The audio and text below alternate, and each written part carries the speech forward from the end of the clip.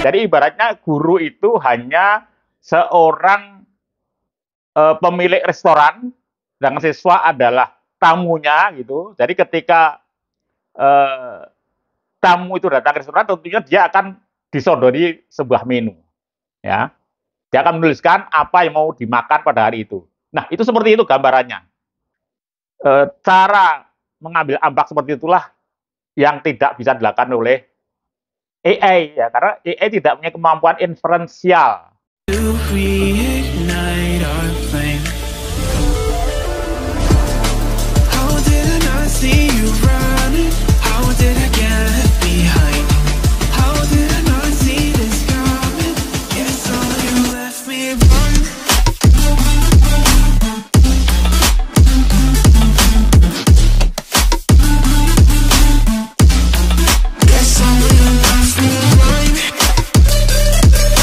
Assalamualaikum warahmatullahi wabarakatuh. Hai guys, ketemu lagi dengan saya, trainer Awi Faisal.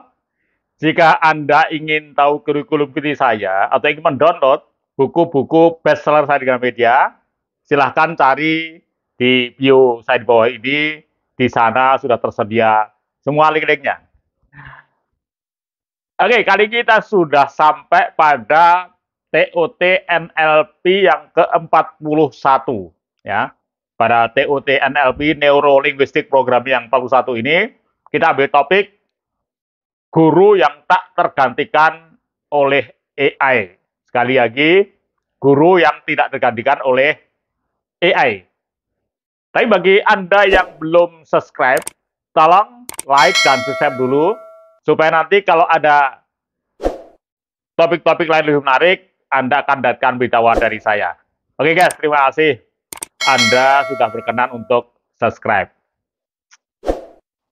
Saya akan berikan 7 tips dan kiat mengajar, ya, 7 tips dan kiat mengajar berbasis dari pengalaman saya memberikan seminar, memberikan coaching, training pada guru, dosen, bahkan pernah ada profesornya yang ikut selama 15 tahun di seluruh Indonesia, ya, di sekolah-sekolah, di kampus-kampus, kemudian di pemerintah daerah, di kementerian dan sebagainya. Jika Anda bisa menerapkan kiat yang saya berikan ini, 7 kiat ini, insya Allah selamanya peran Anda tidak akan mungkin digantikan oleh AI, ya. Karena kiat-kiatnya bisa dilakukan oleh human being, oleh manusia, ya. Tapi sebelumnya saya mau cerita dulu. Kemarin ada sebuah konten di IG yang cukup menarik, yang menggambarkan adegan di kelas gitu ya, ada seorang siswa gitu ya, ya di tengah pembelajaran begitu dia keluar, ya, ketika gurunya lagi nulis papan tulis dia keluar, kemudian dia tinggalkan laptopnya di bangku dia, kemudian setelah itu laptopnya yang bekerja. Jadi dia tinggalkan AI di laptopnya, dia mencatat semua apa yang dijelaskan oleh dosen lewat kameranya itu. Nah, nggak tahu itu Pak siswanya tadinya kemana, mungkin di kantin, entah di mana kita nggak tahu. Nah, ini sebuah gambaran guys. Kemungkinan besar ya kalau guru mengajarkan masih secara konvensional, itu maka tidak mustahil nanti guru itu akan ditinggalkan oleh murid-muridnya. Atau paling tidak guys, dengan adanya ChatGPT ini, kalau kita ngajar itu ke knowledge gitu ya, maka para siswa atau mahasiswa dia tentu lebih percaya pada ChatGPT daripada Anda. Ya, dia mungkin hanya akan nyatet aja kisi-kisinya gitu ya. Habis itu dia main game atau main apa begitu. Nanti sampai di rumah dia tinggal tanya ke ChatGPT. Nah ini guys. Oleh karena itu Jack Ma, ya, seorang kampion digital, ya, ini memberikan nasihat kepada para guru-guru di China. Ya. Jack Ma mengatakan bahwa para guru untuk tidak mengajarkan apa yang bisa diajarkan oleh komputer, oleh internet, ya, maksudnya juga oleh AI. Ya, sebaiknya tidak mengajarkan itu. So, kalau guru mengajarkan itu, nanti guru pasti akan dikalahkan oleh digital, ya, oleh internet, oleh AI. Nah, maka di sini saya berikan ada 7 hal yang tidak mungkin selamanya AI bisa melakukannya. Apa 7 hal itu? Nah, ini yang pertama, ya, kita bahas satu persatu. Yang pertama, Guru yang tidak bisa tergantikan oleh AI yang pertama adalah guru yang bisa mengempati siswa. Lagi guru yang bisa mengempati siswa. Apa empati itu? Jadi empati adalah kemampuan emosional seseorang ya untuk memahami dan berbagi perasaan dengan orang lain. Ya, ini dengan siswa. Ya, jadi dia bisa mengendalikan emosinya sendiri untuk mengempati siswa. Ya, ini AI tidak bisa karena AI tidak punya emosi, tidak punya EQ. Ya, ini ya. Nah, contoh dari guru yang bisa menggali AI ini ketika menghadapi siswa itu adalah guru yang dia tetap tenang, terutama ketika konflik dengan siswa atau menghadapi yang nakal itu. Kemudian dia mencoba untuk bisa berpikir dari sudut pandang siswanya. Ya, ingat. Jadi berpikirnya kita dari sudut pandang dia. Nanti saya jamin Anda tidak akan konflik dengan siswa. Karena banyaknya konflik ini memang mau tidak mau karena sistem, ya, pertama sistem. Karena sistem yang membuat anak ini sekarang ini menjadi lebih berani atau dia mengabaikan, nggak ada rasa takutnya pada pelajaran ya karena sistem yang selama ini di kurikulum merdeka ya. Sistem memang harus diperbaiki, tetapi juga profesionalitas dan skill guru juga harus ditingkatkan terutama dalam hal mengempati ya. Nah, nanti ketika sistem itu sudah bisa untuk mengembalikan wibawa guru, maka kualitas guru pun dalam hal mengempati siswa meningkat. Ini guys, oke ya. Nah, nanti kemungkinan AI generasi kelima ya itu bisa mengempati, bisa. Tetapi dia hanya bisa mengempati ketika seseorang itu curhat kepada AI. Jadi nggak bisa AI mengambil inisiatif kepada seseorang, tidak bisa. Nah, jadi ini kemampuannya adalah bisa dilakukan oleh seorang human being. Oke ya, yang pertama. Yang kedua, kemampuan guru, skill guru yang tidak mungkin ya digantikan oleh AI adalah mengapersepsi siswa. Ya, sekali lagi, guru yang bisa mengapersepsi siswa di dalam pembelajaran. Nah, ini. Apa mengapersepsi itu? Jadi mengapersepsi itu adalah merangsang batang otak. Ya, batang otak ini tempat orang mau passion belajar apa tidak, orang mau minat belajar apa tidak, interest apa tidak itu ada di batang otak. Nah, ini guru yang bisa mengapersepsi itu adalah guru yang hebat yang tidak mungkin perannya digantikan AI. Jadi AI tidak mungkin bisa merangsang batang otak ya. Nah, karena dia tidak punya batang otak, oke ya. Bagaimana cara mengapersepsi siswa? Nanti kita bahas di kiat yang kelima ya. Dan ini kita terus dengan kiat yang kelima. Nah, sekarang kita lanjutkan dulu kiat yang ketiga ya. Tips dan kiat yang ketiga yang tidak bisa diganti oleh AI. Yang ketiga adalah guru yang bisa mengajar berdasarkan ambak ya. Sekali lagi ambak. Jadi ambak itu adalah sebuah akronim yang kepanjangan adalah A apa, M manfaatnya, bak adalah bagiku. Ini adalah diajarkan oleh Bobby Potter, ini yang fotonya ada di belakang saya ini ya. Jadi maksudnya ambak adalah guru yang mengajar atas dasar keinginan ya, hal-hal atau materi yang diinginkan oleh peserta sendiri. Jadi ibaratnya guru itu hanya seorang pemilik restoran, sedangkan siswa adalah tamunya gitu. Jadi ketika tamu itu datang ke restoran, tentunya dia akan disodori sebuah menu, ya. Dia akan menuliskan apa yang mau dimakan pada hari itu. Nah, itu seperti itu gambarannya. Nah, maka di situ juga tadi selanjutan dari guru bisa mengapersepsi tadi, maka guru harus bisa menyajikan ya sesuatu yang memang itu dibutuhkan oleh siswa. Ya, contohnya seperti contoh yang gampang saja. Misalnya bahasa Inggris umpamanya, ya. Karena ada siswa tertentu yang dia tidak begitu punya bahasa Inggris, padahal bahasa itu basis. Seorang yang basis Inggrisnya lemah, dia nanti akan menghadapi internet, wah dia akan payah sekali. Ya, tapi ada juga itu.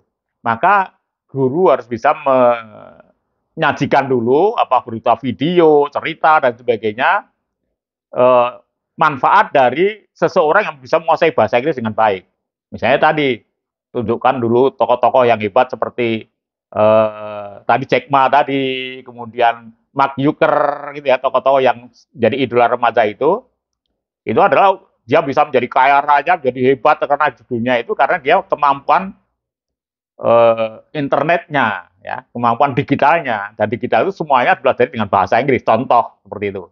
Nah ini cara mengambil ambak seperti itulah yang tidak bisa dilakukan oleh AI, ya, karena AI tidak punya kemampuan inferensial, ya, tidak punya, nggak bisa membaca, gelagat dari siswa nggak bisa membaca, ya. Nanti tentang apa yang dimaksud dengan kemampuan inferensial ini, nanti jelasnya silahkan disimak pada channel YouTube saya juga ini, ya. Nanti cari di channel saya yang judulnya 4 keunggulan manusia dibanding AI. Ya, silahkan nanti di sana. Oke, sekarang yang keempat, ya. Jadi kiat yang keempat yang bisa dilakukan oleh guru yang tidak bisa dilakukan oleh AI, yaitu mengajak siswa untuk berimajinasi, ya. Karena AI tidak bisa berimajinasi, ya. Dia tidak punya otak imajinasi. Sedangkan guru punya dan siswa juga punya dan guru bisa mengaktifasi imajinasi itu. Nah, ini banyak kiatnya, ini ya. Maka ini saya bacakan dulu ini eh, dari Albert Einstein ya. Dalam di sini saya bacakan bahasa Indonesia saja. Ya. Jadi Albert Einstein mengatakan logika akan membawa Anda dari A ke B. Jadi kemampuan otak logika, otaknya AI itu yang bisa membawa ke A ke B. Tapi imajinasi itu bisa membawa Anda kemana-mana. Nah ini kelebihan dari imajinasi. Nah, nah, bagaimana prakteknya dalam pembelajaran? Ini ada namanya teknik visualisasi untuk membangun ekspektasi. Ya, jadi ini salah satu untuk membangkitkan kemampuan otak adalah otak ini punya kemampuan imajinasi, visualisasi yang hebat di otak depan tengah. Ya, di situ. Nah, nanti karena ini panjang, guys, ya. Nanti silahkan dibuka ya bagaimana langkah-langkah dari membuat visualisasi dan membangun ekspektasi nanti di channel YouTube saya juga di TOT NLP 4 Amir. Ya sekali lagi nanti silahkan bagaimana menerapkan teknik visualisasi dan membangun ekspektasi ini ya. Silahkan nanti disimak cara-caranya sangat praktis dan mudah itu di TOT NLP 4 Amir. Hai guys, sekarang kita lanjut yang kelima. Kiat yang kelima yang bisa dilakukan oleh guru yang tidak mungkin bisa dilakukan oleh AI. Yang kelima adalah guru bisa membuat atau menyiapkan skenario dan daur pembelajaran. Nah, bagiannya seperti ini guys. Nah, ini. Jadi sebuah gambar di situ, itu saya ambil contoh sebuah pembelajaran 2 jam ya, 2 jam 40 kali 2 ya, 80 menit. Nah, di situ begini. Jadi guru itu menyiapkan sebuah skenario. Ya. Jadi ini supaya apa? Supaya nanti skenario itu kita buat tadi bisa memberikan dulu nanti tadi mengapersepsi dulu ya. Maka di situ ada namanya yang paling kiri adalah alpha zone 1. Apa itu alpha zone 1? Alpha zone 1 itu adalah tadi untuk mengapersepsi siswa, membuka batang otak. Jadi otak dikondisikan supaya gelombang alfa. Gelombang alfa adalah gelombang yang fokus. Ya. Jadi Anda tidak bisa memulai belajar itu kalau siswa masih fokusnya kemana-mana. Tidak bisa. Maka bangun alpha zone itu macam-macam caranya. Bisa juga misalnya dengan cerita lucu. Bisa. Misalnya ya. Bisa ya. Yang buat cerita lucu. Atau cerita storytelling sembarang. Itu bisa. Jadi dia biar fokus dulu kepada Anda dulu. Ya. Atau membangun alpha zone itu nanti langsung dikaitkan dengan pembelajaran. Ini contoh ya. Contoh yang sering saya lombakan ketika saya mengganti pelatihan guru. Misalnya, ini contoh. Ini seorang guru ini membawa 2 kantong dua kantong plastik itu ya, kantong plastik yang putih itu berisi cairan warna kuning, ya. Kemudian satu lagi kantong berisi air jernih, air putih, ya jernih, ya.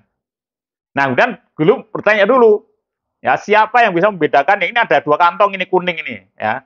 Yang satu minyak, yang satu adalah urin. Wah, semuanya kan ribut. Wah, urin, kan gitu ya. Tapi ini kan sudah bangun fokus dulu. Nah, ternyata ada juga siswa yang bisa menebak yang benar mana yang minyak goreng, yang mana yang urin gitu ya. Nah, seperti itu. Nah, setelah itu sebenarnya itu hanya untuk heboh-heboh saja ya. Tapi intinya nanti adalah di minyak itu, yang minyak goreng itu dengan air putih tadi, air jernih tadi. Nah, ini membedakan, nanti dicampur ya, air putihnya dimasukkan ke kantong plastik yang berisi minyak goreng, kemudian dikocok begitu, kemudian didiamkan, maka dia nanti air jernih itu, ya, minyak itu dia akan mengambang di atas. Ini contoh, ya. Nah, ini langsung misalnya, saya nggak tahu itu kelas berapa itu ya, apa kelas 5 SD atau kelas berapa begitu, nanti langsung dilanjutkan dengan pembelajaran tentang berat jenis ya dan sebagainya. Ini contoh. Nah, ini aflazon ya, dalam aflazon yang langsung dikaitkan dengan materi pembelajaran. Banyak sekali guys, banyak sekali ya. Nah, teman sekalian, jadi kalau sudah masuk gitu ya, skenario sudah kita giring, mereka sudah bisa fokus, artinya batang otak sudah terbuka, maka kita terapkan skenario berikutnya. Jadi pembelajaran itu nanti berlangsung tidak berisi ceramah seperti itu ya, berisi kuliah seperti itu, tapi isinya adalah tadi kita membahas satu kasus.